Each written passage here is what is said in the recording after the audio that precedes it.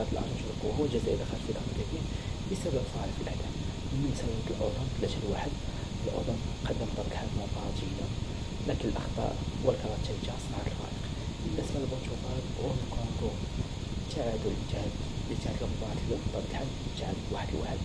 مفاجأة قوية، البرتغال سيطرت لكن لم تقتل المباراة. فرنسا السنغال 3-1. مبابي حسم المباراة في الشوط الثاني بطبيعة الحال. العراق النرويج هولندا ضربة بقوة، وبطبيعة الحال العراق تفادى من الأخطاء الدفاعية. هذا هو الإشكال بالنسبة للعراق. بلجيكا مصر نقطة جيدة لمصر أمام منتخب قوي اسمه بلجيكا. السعودية ضد الأوروغواي تعادل 1-1. نتيجة مهمة للسعودية في مجموعة صعبة. السعودية الأوروغواي تعادل 1-1، نتيجة مهمة للسعودية في مجموعة صعبة. إسبانيا الرأس الأخضر تعادل 0-0.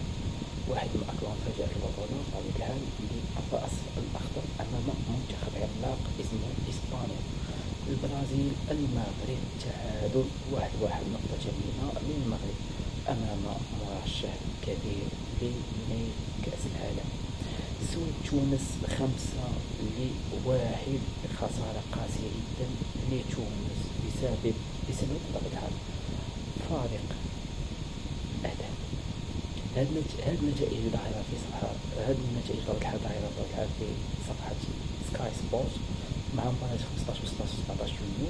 مثل فرنسا السنغال 3-1، العراق 4-1 مع النرويج ضد النرويج. الأرجنتين ضد الجزائر 3-0. النمسا أمام الأردن 3-1 بالنسبة للنمسا. والبرتغال ضد الكونغو، البرتغال تعادل 1-1، نقطة جميلة للكونغو وخسارة فادحة للبرتغال. أهم الأخبار الساخنة الآن بطبيعة الحال، ميسي يصنع الحدث.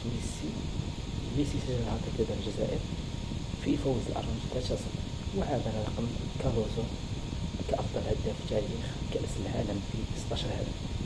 كما أصبح أول لاعب يشارك في 6 نسخ في المونديال بحسب طبيعة الحال تقرير ديال رويترز.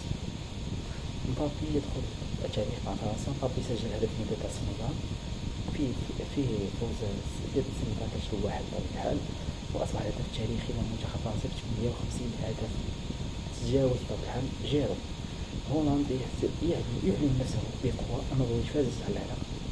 كما تعلمون طبعا كما تعرفوا 4-1، وهولندا سجل هدفين في أول ظهور له بكأس العالم.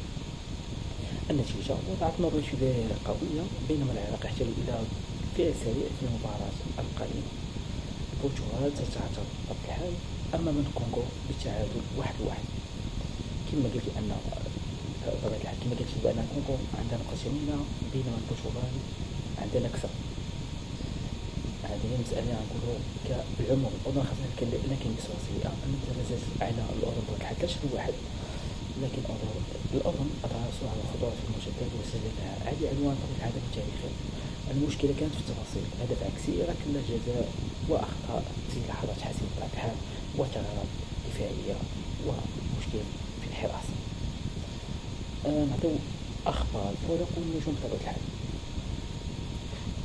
بطبيعة الحال إنجلترا عندها واحد الماتش مع ضد بطبيعة الحال كرواتيا. توخيل اختار بطبيعة الحال هو مدرب منتخب إنجلترا بطبيعة الحال. دار استبدال بالنسبة لبعض اللاعبين، دار استبدال وتغييرات بالنسبة للخروج، ودار واحد الاستراتيجية طريقة اللعب، طريقة بطبيعة الحال تقلب الخطوط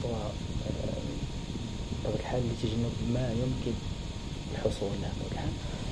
أوزبكستان تدخل التاريخ. أوزبكستان تأخذ أول مشاركة بطبيعة الحال، أول مشاركة لها في كأس العالم بقيادة فابيو. المدرب قال إنه اللاعبين يجب أن يستمتعوا باللحظة لكن مع القتال داخل الملعب، وهذا بدل المنتخب أن لن يكون عقلية الخوف فقط بطبيعة الحال. أول جريمة بالنسبة للمنتخب الأوزبكستاني بطبيعة الحال، أول جريمة أول جريمة له أن يخوض في كأس العالم، لكن بطبيعة الحال كيف ما يشعر المدرب بأنه يلعبوا بواحد الحماس، يلعبوا بواحد القتال، يلعبوا بواحد التنظيم، يلعبوا بواحد الاستراتيجية لطريقة اللعب واحترام بطبيعة الحال اللاعبين بعضهم ببعض. الحال احترام الخطوط، احترام ما بين الدفاع، خطوط الدفاع الوسط والهجوم. وهذه المسائل هذه كاملة بطبيعة الحال تم الإشارة إليها من طرف المدرب الأوزبكستاني. بطبيعة الحال المنتخبات الجديدة تصنع القصة. أعطيكم بعض المنتخبات بطبيعة الحال اللي حققت مش إنجاز، لكن بطبيعة الحال التحدي ديالها قدام بطبيعة الحال أمام المنتخبات الكبرى خلى أنا المنتخبات الصغرى اللي كتعتبرها المنتخبات الصغرى أنها تفكر يكون هذا التفاؤل، يكون هذا الحماس، تكون هذا القيادة والريادة، وتحاول أنها تضبط النفس ديالها على أساس الإيقاع ديالها على الفرق الكبرى.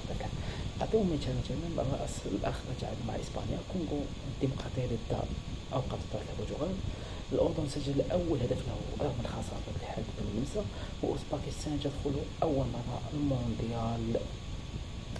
بطبيعة الحال السبب لاش هو التوسع على قليل المنتخبات اللي ولات تصبح اللي ولات كتنتدب وفضائيات ديال 48 منتخب. بطبيعة الحال هذه المسألة هذه فتحت باب لقصص جديدة وليس فقط المنتخبات الكبرى أو الكبيرة. بطبيعة الحال الاستراتيجية ننتقل المسألة الاستراتيجية العامة في المونديال. كما كنقول المسألة بأن البطولة كتضم فضائيات ديال 48 منتخب، 12 مجموعة، 4 المنتخبات تكون مجموعة. أول حاجة كيتأهلوا الأول والثاني، وبطبيعة الحال إذا ضربت من 30 بطبيعة الحال كيكونوا أفضل 8 منتخبات بالنسبة التوالي اللي كيلتحقوا بالماركة. هذه مسألة أساسية مهمة. وشنو المسألة الأساسية مهمة عاوتاني هو جمع النقاط، حماية فريق الأهداف، وتجنب البطاقات الصفراء والحمراء والأخضر الكبيرة.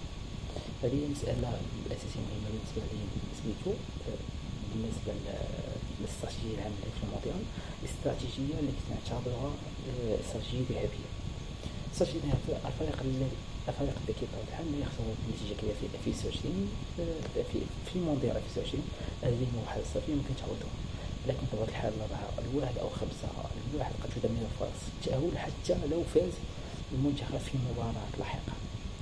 بطبيعة الحال لهذا بطبيعة الحال يجب على الجزائر، العراق، تونس والأردن يجب أن يفكروا الآن في تقليل الضرر أولا، ثم البحث عن الفوز.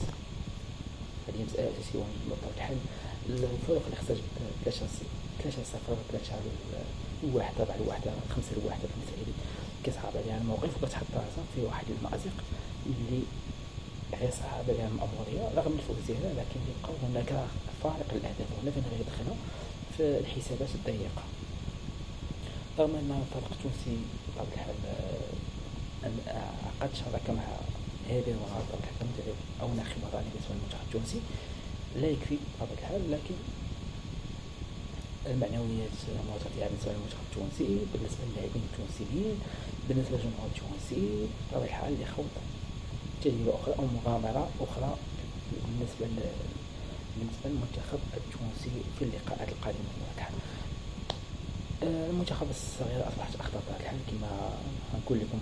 المنتخبات تعتبر منتخبات صغيرة، رأس أخضر، كونغو بطبيعة الحال هادو هما بطبيعة الحال كيعتبرونهم نقطة ضعف، لكن بطبيعة الحال أكدوا الجدارة ديالهم وأكدوا الكعب ديالهم على المنتخب الكبرى بطبيعة الحال.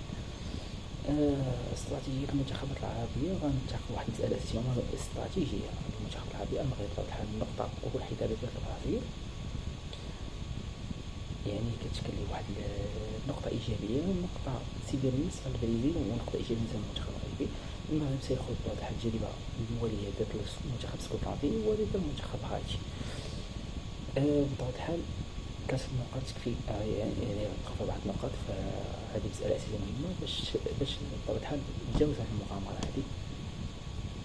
مثلا التعادل مع بلجيكا نقطة واحدة بالنسبة للمنتخب المصري شيء إيجابي بخلاف بلجيكا. السعودية نقطة واحدة ضد الأوروغواي، نتيجة قوية هي كما نقول. الجزائر خسارة 3-0 أمام الأرجنتين. مباراة الأردن بالنسبة للجزائر أصبحت حياة أو موت، مسألة عادية، وهذه مسألة أساسية مهمة. اللي فاز من بين المنتخب الأردني والمنتخب الجزائري هو الحل اللي غيكمل الماضي ديالو ويكمل المسار ديالو في الحلم الدولي. العراق على واحد شيء صار، الأردن، تونس بطبيعة الحال مسألة صعبة جدا جدا في جميع الأحوال.